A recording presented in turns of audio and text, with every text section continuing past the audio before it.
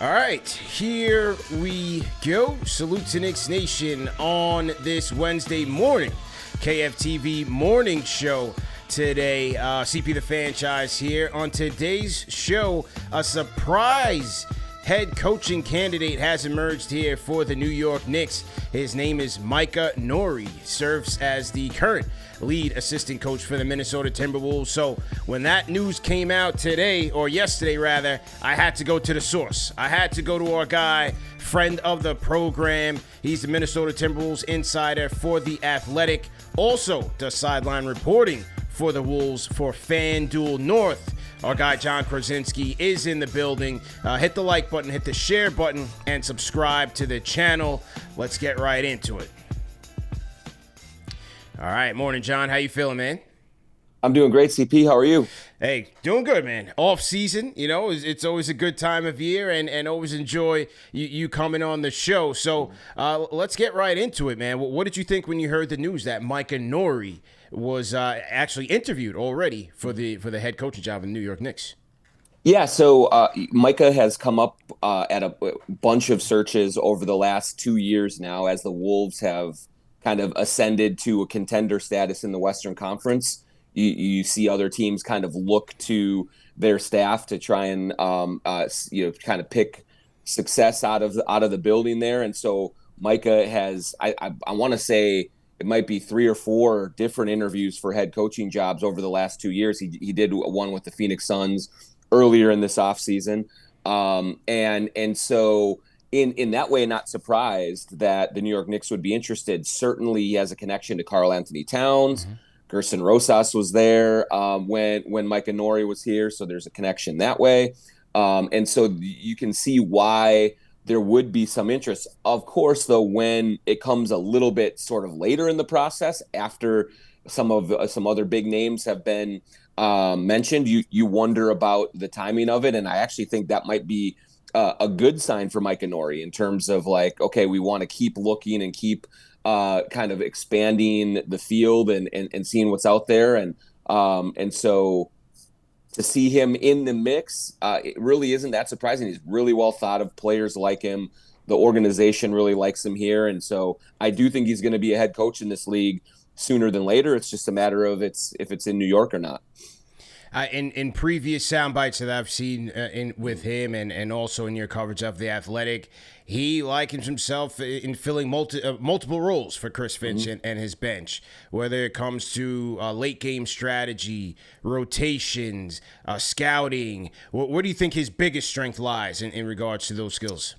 Yeah, I think that his primary duty, if you could say that, would be to help Chris Finch with rotations, with substitutions, with finding the right 5 on the floor to face whoever they're facing in that moment. And Chris Finch leans heavily on him for that guidance, for that advice, to make sure that they are getting the right combinations of players out on the floor. But if you talk to players about what he brings to the table, there's also a kind of an encyclopedic recall of other teams, and from a scouting standpoint, there's been several occasions over the last couple of years where a late game play is happening, and the Wolves defend it well, and then after the game, we're told, you know what, Micah Nori told us exactly what play they were going to run, and we were ready for it. We knew what was going to happen,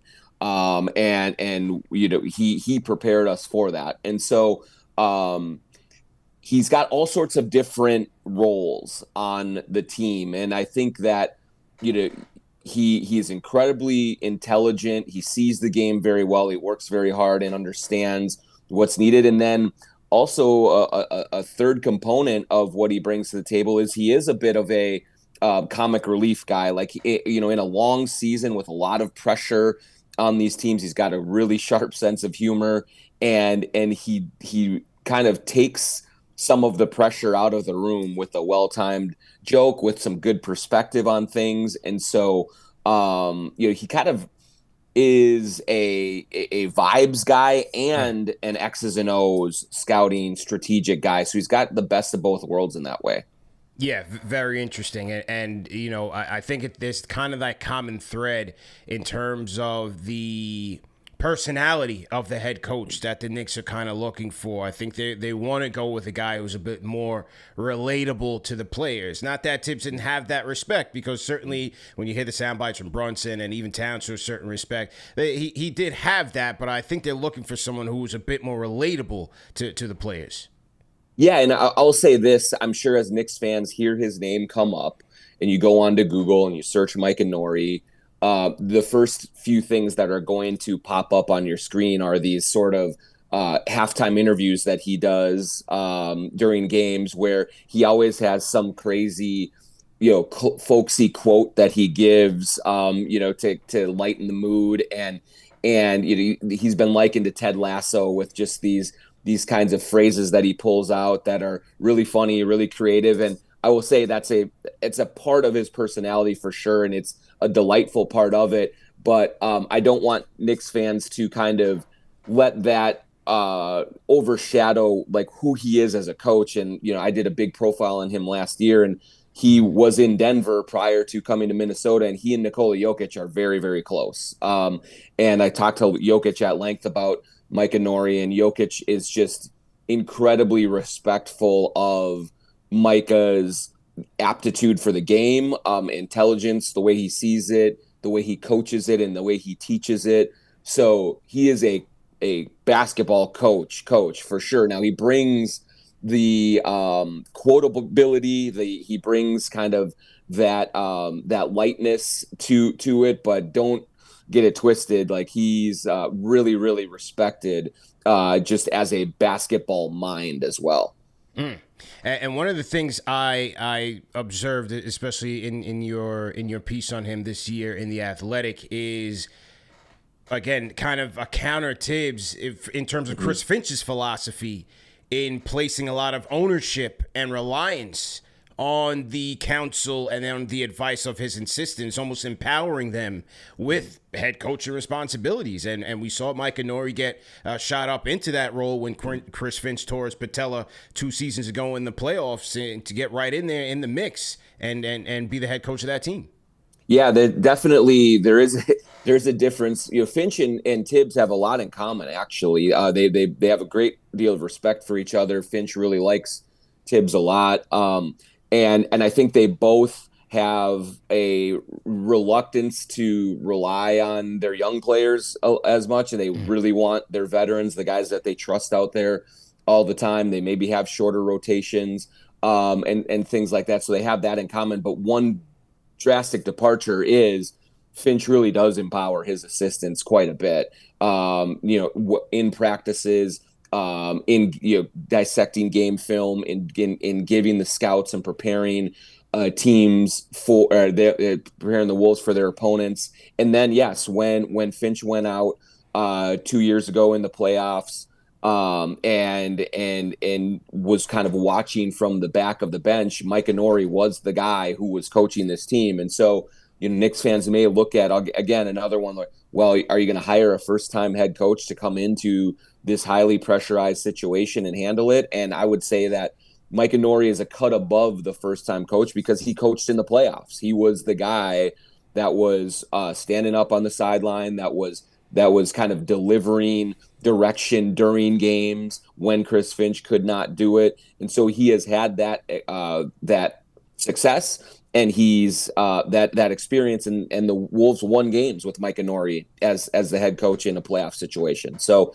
yes, he's had a wide level of responsibility with the Timberwolves, just as kind of Elston Turner and Pablo Prigioni and a few of the other assistants get a lot of responsibility, because Finch wants to have different voices kind of be in the players' ears. And so I think that benefits Micah Nori in being more prepared for a head coaching job. And he certainly, around the league, has a great reputation around the league. From a Knicks standpoint, given their hierarchy within the front office, how much of this do you think was influenced by, the Gerson Rosas being here and being formerly with the Timberwolves? Do you think he may have had any influence in terms of bringing Nori for an interview? Yeah, I mean, it's certainly possible. I can't speak to it. I haven't spoken to any of those guys about it. Shockingly, they don't talk a whole lot over there. But I would imagine that Rosas has given input on this. Certainly, just like he did on the cat trade, and really on everything. If you talk to people around the league, I think Gerson Rosas is really involved in what happens there and how decisions get made, and so he has an intimate knowledge of Micah Nori and what he brings to the table. But to your point, CP, I do think that Micah is really well known around the league. I'm sure Leon and Wes and Brock Aller and everyone else really understand who he is and what he brings to the table. But Rosas has been in the sort of foxhole with him, and so knows how he operates, and so that brings a different level of experience on what he does, who he is, to the table, and I'm sure that does help things. But Nori is definitely kind of a hot name assistant that is getting these interviews, and so they're not plucking him from obscurity right now. He's been at the top of a lot of teams' lists, and it just so happens that he has yet to get that one ownership group to say, yeah, you're our guy, we're going forward. But that'll happen eventually here. And once again, we're talking to Timberwolves insider Jon Krawczynski. He covers the Timberwolves for The Athletic as well as FanDuel North. Salute to everybody in the chat once again. Hit the like button, hit the share button, and subscribe to the channel. We are talking about Micah Nori, who just completed his head coaching interview with the New York Knicks and getting an inside look at just who he might be as a potential head coach here with the New York Knicks. And John, a big factor in this, which has me intrigued for sure, is the Towns factor. What would you say was Micah Nori's biggest influence in terms of Karl-Anthony Towns and his productive seasons with the Timberwolves? Yeah, I mean, I do think that, the interesting facet to this is that Micah Nori was on a staff that used Karl-Anthony Towns in multiple ways over the course of a couple of seasons. I mean, they had him where he was the center and D'Angelo Russell was the point guard, and Towns was really the focal point of the offense while Anthony Edwards was a young player, and they got to the playoffs that way. And then they really kind of shifted gears when Rudy Gobert arrived and moved Towns to the power forward, and still had a lot of success with Towns in that regard, getting in the playoffs twice, getting in the Western Conference Finals once. And so Micah is very creative, very flexible in how he adapts to what the personnel is in front of him. I think that he and Chris Finch, they have principles that they want to abide by in their coaching philosophies, but they are also not too rigid as to kind of only, force square pegs into round holes. And so if Micah Nori were to come to the Knicks, and he would look at Towns and Mitchell Robinson, he would look at Towns individually in those lineups, and I think he would have a high level of comfort in what Karl-Anthony Towns needs from him and from his coaching staff to be most effective, but then also how to cover up whatever weaknesses that Towns might have, and have the versatility and flexibility to try him in different spots and be able to use that. And so there would be very little experimentation, I think, CP, from Micah Nori in this. He knows Karl-Anthony Towns, and he knows his skill setting. He knows what works for him as a center. He knows what works for him as a power forward. So I think in that regard, they would hit the ground running with that relationship. Yeah, I think that's key, and I think that's part of the reason why they went with this coaching change is, look, they are pretty much locked in with this core. I mean, we'll see what happens with Mikal Bridges and Mitchell Robinson, but for the most part, this is the Brunson and Towns ticket, and I think there was opportunity there for them to have a more fruitful two-man game and chemistry, and also to see how this team can get the most out of Karl-Anthony Towns, especially on the offensive side, and as you said, to cover up his weaknesses defensively. So, that's why I'm very much intrigued with this potential hire here in a Micah Nori. And one of the things with the front office in terms of their goals, and when Leon Rose first came here, he talked about wanting a head coach that would be more collaborative with the front office. And as Tibbs was ultimately let go here, it seemed as though that wasn't all the way there. You know, Tibbs is a guy who's known to have his way, his system, his style, may not lean too much on the recommendations of the staff and of the front office. But I think one of the big priorities here in terms of the next head coach is having that guy that will be able to work with the medical staff, the trainers, the front office, so on and so forth. What's your take on it? Yeah, I mean, I think Micah definitely is that kind of collaborative person. Especially when you're hiring someone who has not been a full-time head coach in the league, I think that it's a little bit easier for all parties involved to kind of try and work together that way. I mean, Tibbs is who he is at this point. He's got a strong system in place that he fully believes in. And so he comes in with a heavy resume on who he is as a coach. Micah is a newer type of a coach, and so I think there's probably more dialogue to be had on what the front office sees, I would see, and then what he sees, and so. I think ultimately, though, the key there, CP, is that it's got to be a dialogue and a conversation, and it can't be an influence or from the front office. It can't be a dictation to the coach. The coach has to know that he has autonomy and authority to make the decisions that he sees fit. And if he doesn't have that, then you run into problems with players, looking at it and saying, hey, who's calling the shots here? And so the key for any relationship, whether it's with Micah Nori or Mike Brown or Taylor Jenkins, whoever it is to everyone be on the same page, but it can't be viewed as, there's a puppet master behind the scenes that's actually pulling the strings here. That would not work out. Were you surprised when they let go of Tibbs, just based on the success that they had this year?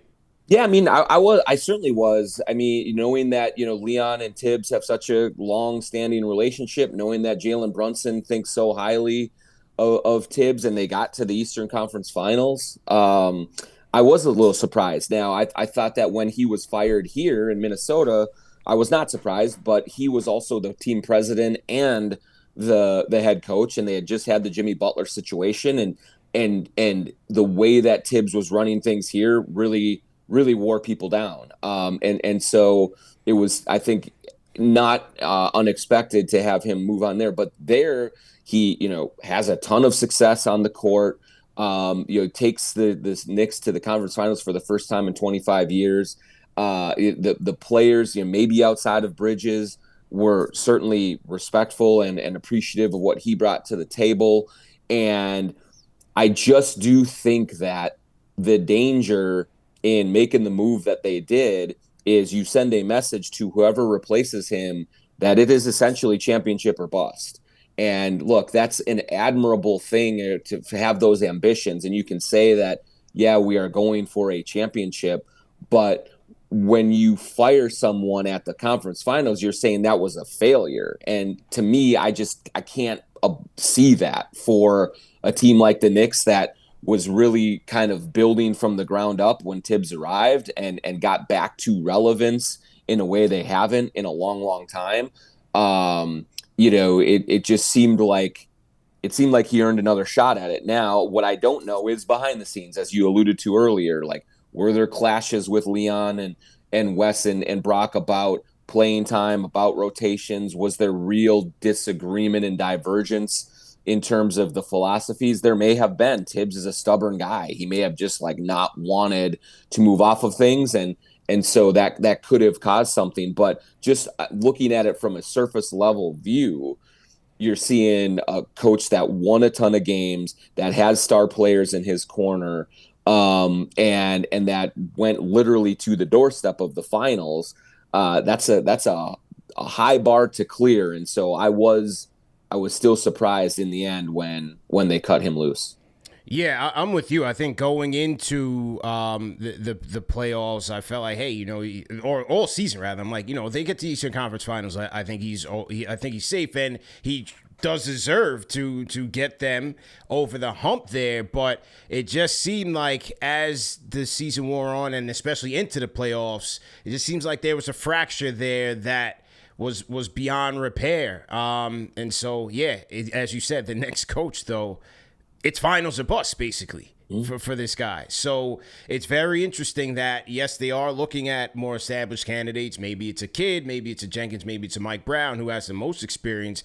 But again, looking at a guy like a Micah Nori kind of says, well, hey, maybe they're not so opposed to going in with the rookie if they have the conviction that this guy can maximize the talent on the roster. Yeah, and we've seen moves like this before, CP, where a team is on the doorstep and then they make the move. But usually it is, hey, there's a Larry Brown out there. There's a super established head coach that's like, yep, this is the guy. There's a Steve Kerr out there that takes over for Mark Jackson. And that this is definitely the confidence that we have that this guy's going to take us to the next level. I've known Mike Brown forever. I think very, very highly of him. I really respect what Taylor Jenkins did in Memphis.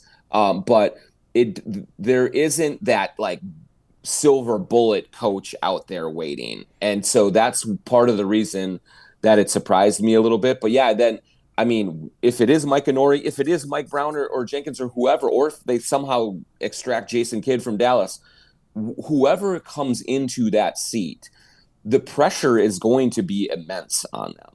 It is going to be every single day. And we've always talked about New York and all of that. And sometimes I think that honestly, the New York media thing and all that is a little overrated and overwrought. But this situation right here is going to be very difficult. You are going to be expected with a roster that's going to return largely intact to in a wide open East to make the finals. And if you don't, that sword is going to be, that guillotine is hanging over your head. And so whoever takes the job is going to have a high level of confidence, but also have an ability to shut out all of the outside noise. And there is going to be a ton of it. And so, do I think Micah Nori can do it? Yes. But I worry about anybody in that spot, given the expectations that are going to be there from the jump, that the Eastern Conference Finals isn't good enough. You have to get them to the finals. And that's a lot for any coach, a first time, a 10-time head coach to kind of handle in the moment. Yeah, no question about it. I agree with you 1,000%. As we look into the offseason and when it relates to the Minnesota Timberwolves, a first apron team this offseason, and, we're seeing this past day or two, the Boston Celtics, they are getting rid of that salary, man. They are getting out of that second apron hell. How do you see this offseason playing out for the Wolves? Yeah, so, they are... As constructed now, they're in great position to be under the second apron starting July 1st. Just Rudy Gobert took a pay cut at the start of this season. Everyone is really expecting Nickeil Alexander-Walker to go elsewhere and get paid to do that. They are working on retaining Naz Reid and Julius Randle at numbers that will keep them under the second apron, and I think that's all doable. They went after Kevin Durant. They it didn't work out, but they continue to look at other options out there for trades. But I do think that as of today, right now, this minute, I expect them to be relatively the same as last year's team that made the Western Conference Finals for a second year in a row. They're going to try and run it back. They may make, some changes. Maybe it's a Lonzo Ball level type of a player that could come in and help their rotation. But I don't see any seismic changes now that Durant is off the table. And so they're really just going to hope that bringing the large majority of these guys back with some young guys that are exciting that might deserve more playing time will give them just what they need to get over that hump. And that second year playing with Rudy Gobert for Julius Randle and Dante DiVincenzo, I think will be beneficial because everyone says that the first year of playing with him, it takes quite a while to acclimate to what he has to do. So they're, in good position financially. And now they just got to see if they can find the right move here or there to keep them contenders in just a brutal Western Conference. Yeah, I was kind of surprised. KD didn't take that opportunity to play with Ant-Man and the Timberwolves. I was surprised that that he went the Houston route. Julius, he came into the season as a question mark in terms of what the Wolves would do. Were they trading by the deadline? Chris Finch says absolutely he wants him back. As you said, Alexander Walker. There's talks of the Hawks potentially using those trade exceptions to try to acquire him. But the Knicks fans want Dante back home, John. The Knicks fan is trying to figure out. They're doing their cap work. They're doing their Brock Aller homework to get DiVincenzo back here. I think it's going to be tough, man. But because, number one, I thought, the whole team loved him, especially Ant-Man. Yeah, for sure. I think, he, like Julius, went through early sort of growing pains and is acclimating to the team after just a kind of a really surprising trade. But he's an incredibly valuable piece for what the Wolves do. He plays defense. I don't have to tell Knicks fans he's an aggressive shot maker. He brings a toughness and a grit that they really love, and not insignificant at all is his contract is one of the best in the league. He's just a great value at like $11-12 million a year for what he brings to the table. It just would take a lot for the Wolves to part with someone who's bringing that much value for that price tag. And so I anticipate he's going to be back here. I mean, you look at what I think that him, especially in year two, having a real role, understanding everything around him, being comfortable in the city, all of those things. He has a young family. Like, I really think that there's an expectation in Minnesota that he's, really going to take off next season. And, but he made a great first impression, and Wolves fans love him, and just like Knicks fans do. And so, it's hard to envision a deal happening where Dante goes back there, unless maybe, do you want to send OJ Anunoby over here or something like that? I don't know. No chance. Probably not, right? Yeah.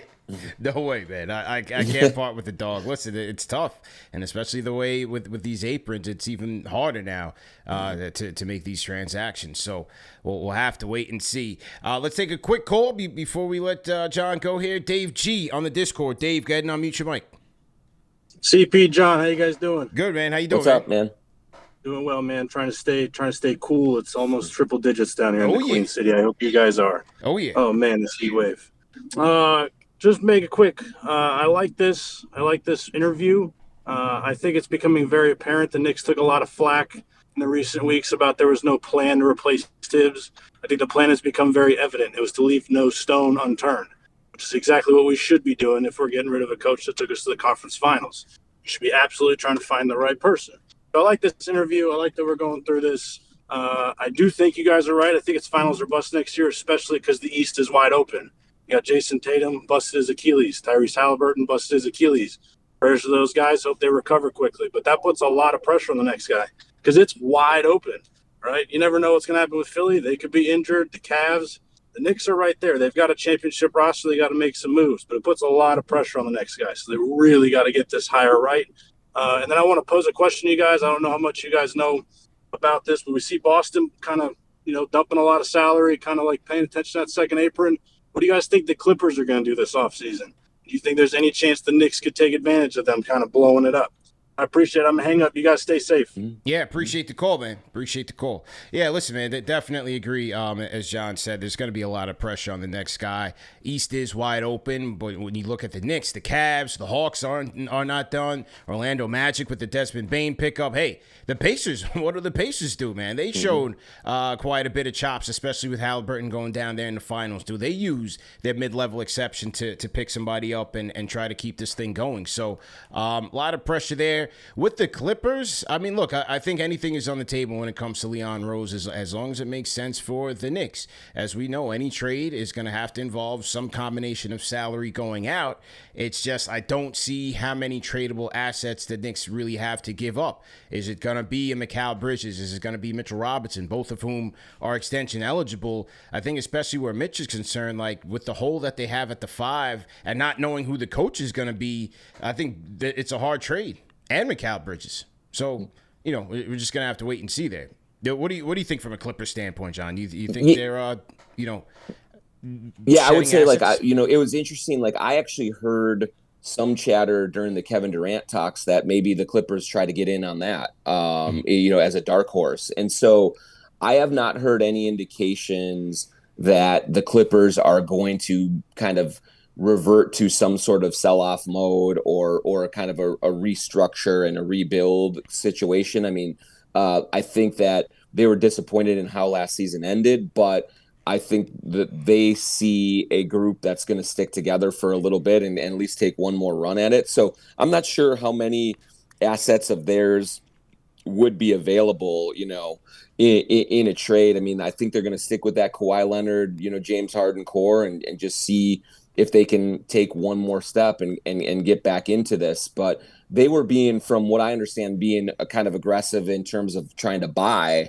rather than trying to sell. So maybe that changes if they start the season poorly and we get to the trade deadline and it's clear that they're not in that class. But I think for this summer, I would be surprised if they made significant moves to, reconfigure their roster into one that is not competing for this season. Yeah. Certainly agree with you there. What do you have planned? What do you have lined up this week? I know new content came out. You met with A-Rod and the new ownership. Mm-hmm. What else do you have on the deck? Yeah, so we got a big week here in Wolvesland with A-Rod and Mark Lowry taking over officially as new owners, and then it's the draft. So the Wolves have the 17th pick and the 31st pick.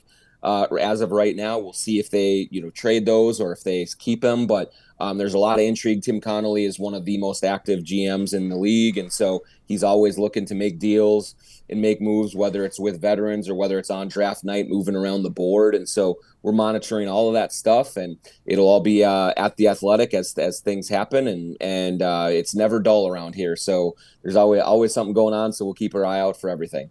Yeah, there it is, man. Well, John, always appreciate the time in these conversations, man. And something tells me we'll be catching up soon down the road, man. So enjoy the offseason, enjoy the summer. Hopefully I'll see you out in Vegas during Summer League as well. Appreciate you having me as always, CP. Yeah, and if I'm hoping for Micah to get that job because he's a good person, and you guys would have a lot of enjoyment covering him and seeing what he can do. So we'll see what happens, but I appreciate you having me on. Yep, anytime, man. All right, that was our guy, Jon Krawczynski, covers the Minnesota Timberwolves for The Athletic. But listen, man, he is one of the best in the business when it comes to covering the league at large, man. So this is what we do, man. We bring you the best because this is what Knicks Nation deserves. Salute to everybody in the chat. We're not done yet, man. We still keeping it going, carrying on. Call me up on the KFTV Discord. Good morning to the loyal Fanchise channel members worldwide. Salute to everybody watching on Facebook, on Twitter, X as well. Great conversation, man. We had to do our homework on Micah Nori. So this is why we do the early daytime show, a little research edition, if you will, to get a feel for what's going on, man. Who is this guy and what is his deal?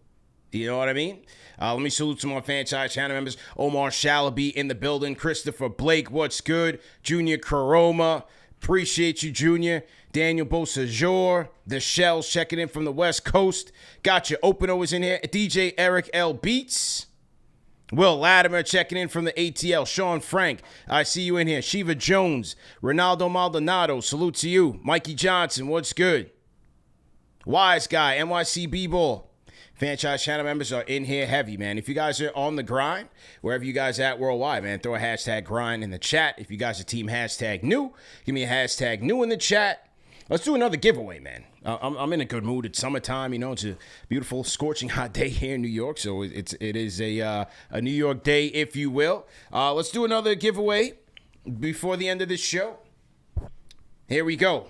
against all odds. You guys see me rocking the snapback. We'll give away a t-shirt, man. We got some overstock playoff gear, man. Go get yours at shop.knicksfantv.com today. We do have a sale on our playoff gear, and I'm going to be giving away a playoff t-shirt to one lucky Fanchise channel member who answers today's trivia question. So make sure that you guys are staying through to the end of the show for your chance to win. All right? So that was Micah Nori. So now we know that officially the Knicks have interviewed 3 head coaches, Taylor Jenkins, Mike Brown, and now Micah Nori. So, look, he's an intriguing candidate from my perspective, an intriguing candidate because, as I said, I think it is vital that the Knicks figure out how to maximize this offense, how to maximize the talent, how to improve on the chemistry with Karl-Anthony Towns and Jalen Brunson, the two-headed monster with the championship caliber expectations. Is this the guy? You know? Christopher Blake, I believe Kat said it. I don't know what he will actually do. Probably working on getting another coach fired. Tri-State AV LLC, how you doing? Buzzer Beater on the grind. Salute to you. Junior Karoma, Will on the grind as well. Salute to you guys, man. Got you open. Hot as hell here in CT. Yeah, it is blazing out here in New York. And it's one of those things where even at nighttime, you're sweating it out, man. The humidity does not go away. But hey, I can't complain. Better than the wintertime, right? Better than the wintertime. If you guys want to call me up in the KFTV Discord, feel free to do so. We are here. Let me get my highlights lined up here properly. Okay. What else? Lots of transactions early around the association. We got the draft tonight. We will have our draft watch party tonight and tomorrow starting at 8 o'clock. So I'll have an all-star panel. You guys can call in. We'll keep it casual. You know, look, Knicks don't have a pick until 50, but we'll watch the draft together. For those of you that are into the draft, that are into college basketball, you guys follow some of these prospects. So we will have that here for you guys, a live simulcast on KnicksFanTV and on the NBA Report. Speaking of the NBA Report, myself and our resident capologist, Yossi Goslin, have been commenting and reacting to the latest transactions around the NBA. So we'll be back live today around maybe 5 o'clock or so. I got to check Yossi's schedule, but make sure you guys are subscribing to the NBA Report to check in there.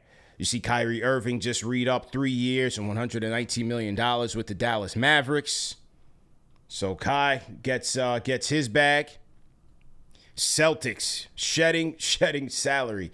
But we kind of knew this already with the Celtics, right? There was always rumblings that Kristaps and Drew Holiday were going to get traded. We see Drew Holiday get shipped back to Portland, which is kind of funny. And then Kristaps going to Atlanta. What are the Atlanta Hawks cooking up right now? What are they cooking up right now? Because they go out there, they got Kristaps. So now you got Young, you got Jalen Johnson, you have Zachary Risachet, right? Kristaps, Dyson Daniels. Scrappy team. Scrappy team with some offensive firepower now with adding Kristaps. And they're saying that they may not be done. Because like we just talked about with Jon Krawczynski, Nickeil Alexander-Walker is going to be a guy in high demand. So, could the Hawks be potentially targeting him as well? Clearly, we see the Hawks have a plan. They are retooling, and they are getting ready to make a run here in what's going to be a very, very interesting Eastern Conference next year. Let's see. D-Lo Mavericks are expecting to use their MLE to target a point guard. Okay, they want Chris Paul, Schroeder, D'Angelo, or Brogdon. Okay. Yeah, gonna be very interesting. Yeah, this was the little write-up here on Nickeil Alexander-Walker, saying Hawks have gathered a $25.3 million trade exception from their recent moves. They get rid of the minivan and some picks, which could help them acquire a play like a Nickeil Alexander-Walker. So the Hawks are putting their chips in the middle here. So what do you guys think there? Leave us a comment in the comment section. Yeah, going to be interesting, man. We'll start the draft show around 8 o'clock tonight. And it'll be a good time. Okay. Some people had sent me this soundbite from this latest soundbite from Screamin' A. Smith. So let's get to worst take. All right, let me pause this here. Put that there. All right, so once again, this segment here is Worst Take, where we go around the NBA media landscape and listen to and react to sound bites as it relates to the New York Knicks. We play it, I react to it, you react to it with your ratings. 1 being trash, all the way up to 5 being facts, okay? So here is Screamin' A. Smith yesterday on First Take when it was announced that the Knicks are interviewing Micah Nori for the head coaching job. Here we go. Pissed off. Yeah, tell me why. Because the New York Knicks once again appear like they don't have a clue. What's up with all of these candidates? If you're going to let go of Tom Thibodeau, have a viable candidate that you are clearly targeting. Go after that person. How many requests have they put in? I mean, it's like 8 or 9. You think if they? I mean, now I'm gonna pull the reins off of Leon Rose and say this has Dolan written all over it, because I refuse to believe that Leon Rose would not have some kind of plan. Now it's becoming apparent that it was force-fed to him. He was forced to make this decision by James Dolan, because I originally put it all on Leon Rose, damn it, because my attitude was I don't care what Dolan wanted. You could convince him. You convince him of everything else. You should convince him of this. But now I see how resolute James Dolan must have been, because the New York Knicks seem to have no rhyme or reason to this. New York Knicks fans are disgusted, and we should be disgusted, because after being 2 games away from an NBA Finals, you don't have a coach, and you don't seem to know which damn coach you want. This is ridiculous. Make a damn decision.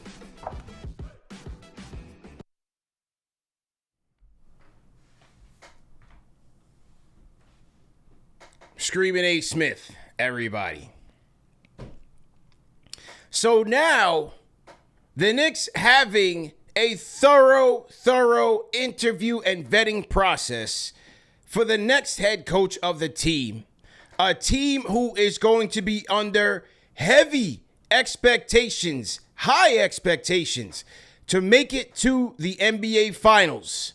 Now this team is wrong for carrying out an extensive coaching process.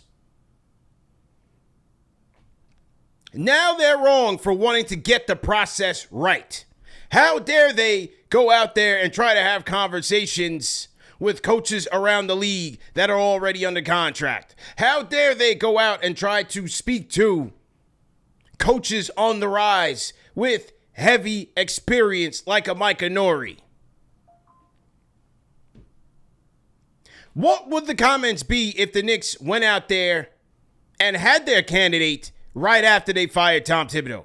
The candidate from Screamin' A. Smith would be, they didn't do their homework. How do you know this guy was not going to be available? This guy's looking for a contract extension. How do you not know that? You didn't go out and talk to the Spurs. You didn't go out there and talk to the Miami Heat, the Warriors, this, that, and the third. You know that would be the argument. Damned if you do, damned if they don't. Now, at the end of the day, did I think that once they got rid of Tibbs right away that they had somebody lined up? I did. And maybe it is Jason Kidd. I'm not so sure I would close the door on a Jason Kidd. Maybe that is their top choice. Whether it's right or it's wrong, maybe that's their top choice, and that's what they're waiting on to see how that plays out. So maybe they already have that lined up. But if they don't, the idea that them going out there and doing their homework around the league and around the college ranks is such a bad thing is the most ridiculous thing I've ever heard. Regardless of who the coach is, you don't win on paper. You don't win the championship when this guy signs on the dotted line. There are multiple inputs that have to fall into place for the Knicks to have success next year. The coach, the system, his philosophy, the rotations, the player health, the player buy-in, all of that. I don't care if they go out there and get John Wooden tomorrow. It doesn't guarantee them anything.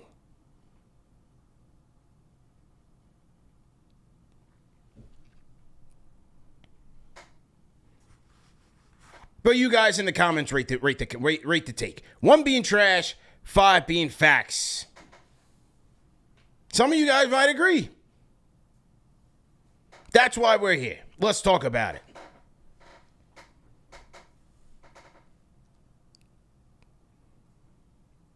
Jose M says, take his credentials from him.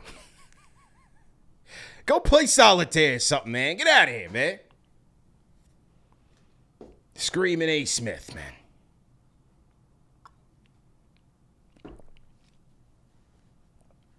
Landfill take. Eric Horn checking in, Jackson, Mississippi. Salute to you. I mean, it's just ridiculous with this guy.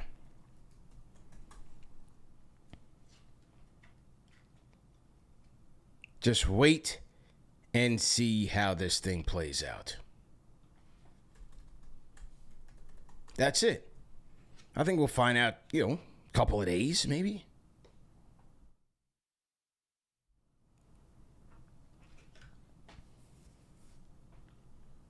And see what's up. I mean, look, do they feel the draft pick in this draft? Not so sure. Will they trade up? Hopefully, but at the end of the day, I think it's more key for them to have something in place before free agency picks up. I can't see them making decisions on Bridges, on Mitch, on trades, anything like that without a head coach in place. At least that would be a disaster.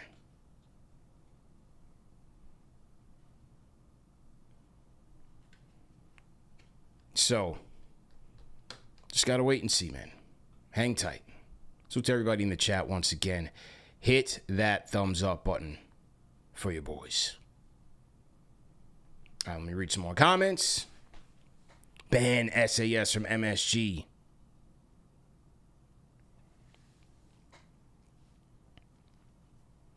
What do you think the hard deadline is to make a decision? I'm not so sure, man. I'm not so sure. I mean, we did know about the extra interviews happening this week. I didn't hear who the candidate was. It was now revealed that it was Micah Nori. So, again, are they waiting on Kidd? The Kidd extension has not happened yet. Is Dallas waiting on, is there a scenario where, maybe Dallas is not trying to bring so much bad publicity to themselves, especially in the face of drafting Cooper Flagg tonight? Does the dominoes start to fall after they pick Flagg? Then it's like, we don't have a coach. Because what's also happening is every single Dallas assistant coach is damn near gone from his staff. They moved on. So what's really happening there?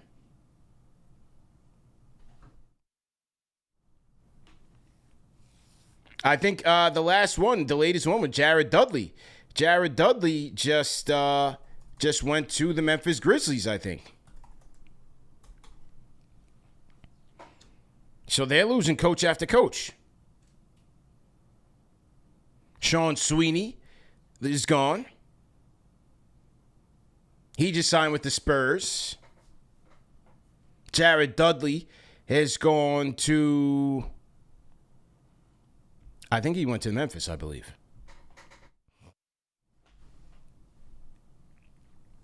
So this is all very, very interesting. Interesting stuff here, man.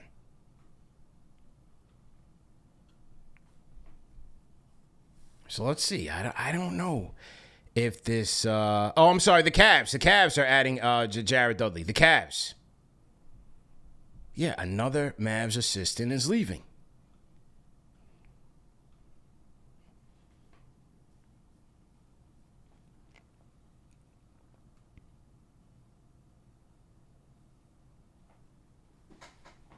Can't call it, man.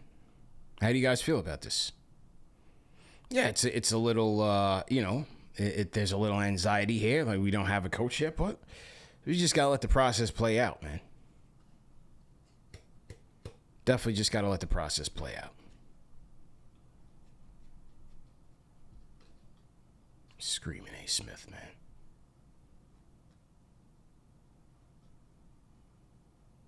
Okay.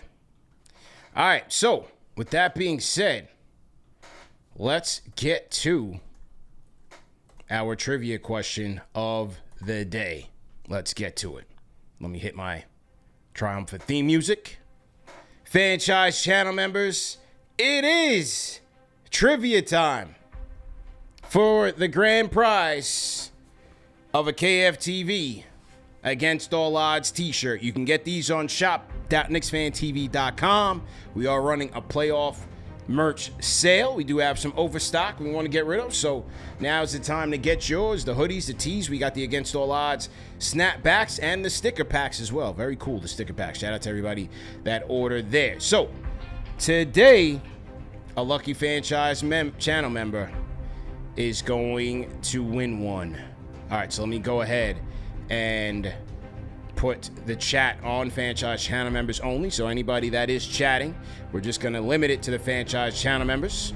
We appreciate the members for their support all year long. Okay. All right. So here it is. Fanchise channel members, nobody comment in the chat.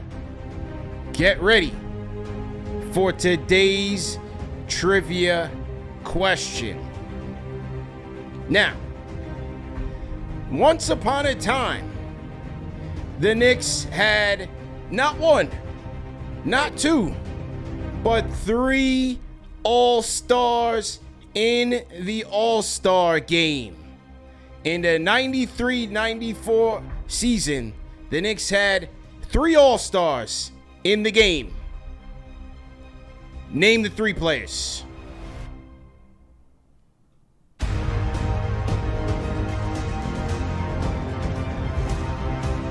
Three players made the All-Star team. Name the 3 players.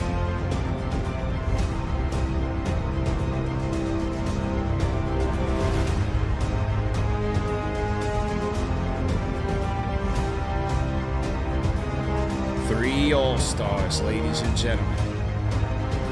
Okay, all right. The answers are in.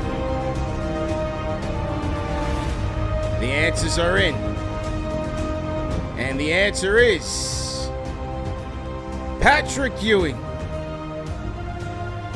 John Starks, and one Oakman, Charles Oakley. That's it. Those are the 3. The NBA All-Star game in Utah, or was it Minnesota? It's either Utah or Minnesota. Let's see, it was All-Star Weekend. Let's see, I think it was either Utah or Minnesota. Was it Utah or Minnesota? Let me see. It was Minneapolis. It was Minneapolis. I'll show you the picture, man, just to confirm, let you guys know.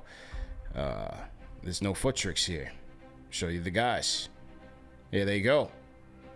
Bring these jerseys back. Shout out my guy Chris Shamus. He has the Starks one. That is hard. Bring these back.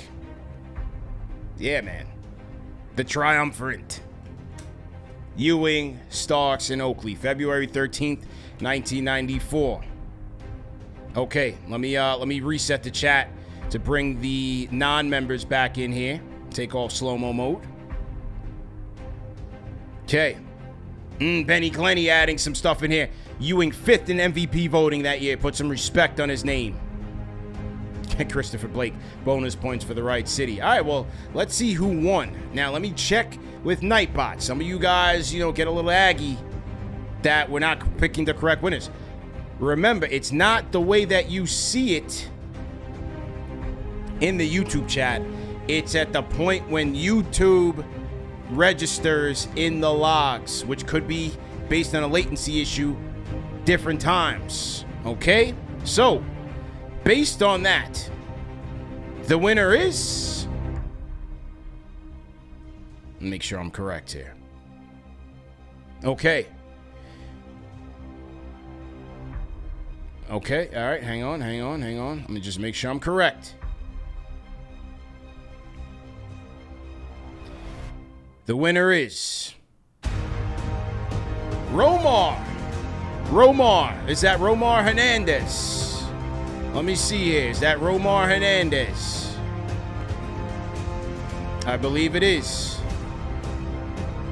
Romar Herrera. TM. Romar Herrera. Congratulations to Romar. Email us at kftvmedia@gmail.com with proof of your YouTube name, your address, and your shirt size. Congratulations. Romar Herrera takes home his first Fanchise channel member giveaway prize. Shout out to Romar. Congratulations to Romar. Sorry, Christopher Blake, it was not you. I'm changing last names. Yeah, I couldn't read the thing on the Nightbot team. It cuts off the last name. Romar Herrera. Yeah, Sean, the trivia music is like, it's perfect. I don't even know where I found this music, but it's perfect for the trivia. You know what I mean? And you could go in and out on the beats. I've kind of timed it perfectly. Like when we ask the question, we announce the winner. We put some respect on these people, man. So shout out to Romar. Eddie Suarez, I haven't won anything. Eddie, you got to be quick draw, man. You got to be ready, man. Congrats to Romar. Okay. All right, so great show, man. Like I said, we had to do our homework here on Micah Nori. Get some details there. My guy John, man, I put the bat signal out. He's always a supporter of KFTV amidst his busy schedule, so we appreciate him. As I said, tonight we will have our draft show, NBA draft show tonight starting at 8 o'clock. It'll be myself, Alex, CK2K, Dexter Henry, our guy Chris LeBron, providing the prospect breakdowns as usual. So gonna have a packed house, man. Bring the food, bring the eats, and let's just have a good time, man. We'll talk about anything you guys want to talk about. Coaching search, off season. Chat is overloaded a little bit. Let me close this out. We'll talk coaching search. We'll talk off season, free agency, all of that good stuff here. And so, yeah, man, make sure you guys tap in. So to the replay gang, stay safe out there. Make sure you guys are drinking water. Don't forget that, man. Don't be out there falling out, dehydrated and whatnot, man. You got to take care of your body, take care of yourself. Drink some water. Stay in the shade. Stay in the AC. Check on your loved ones, man. Check on your elderly folks, your pets, all of that. Make sure everybody's good money. All right, so we'll see you guys tonight. We'll be back on the NBA report. We'll break down some of the latest trade news and rumors as well. We'll do that maybe between 3 and 5, so look out for that. Make sure you guys are subscribing to the NBA report. And that's that, man. Romar Herrera, congratulations, man. We out here.